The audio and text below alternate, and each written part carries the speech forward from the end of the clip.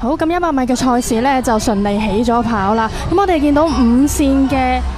田中李步咧起跑咧係好積極，接一個途中跑咧係好順暢嘅，佢好成功咁樣去完成咗100米嘅賽事啦。咁見到佢嘅途中跑咧係個技術好成熟嘅，咁佢會做到一個圓圈啊，我哋俗稱一個圓圈喺個髖關節度啦，亦都見到個腳腕有個圓圈啊，好積極用力向前嘅。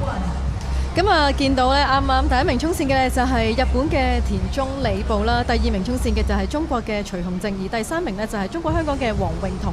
但我哋睇翻慢鏡啦，我哋見到黃泳彤咧，其實早段啊，佢個起跑起得好好嘅，佢嗰個 reaction time 咧好快嘅。基本上佢係第一個彈咗出嚟，咁啊去到但係即係跑咗20米左右啦，咁啊就係日本嘅選手咧，就係田中李步咧，亦都係追翻上嚟啦。但係我哋香港嘅代表都可以入到去決賽喎。冇錯啊，因為係3個大 Q 嘅其中一位啊。咁啱啱田中李步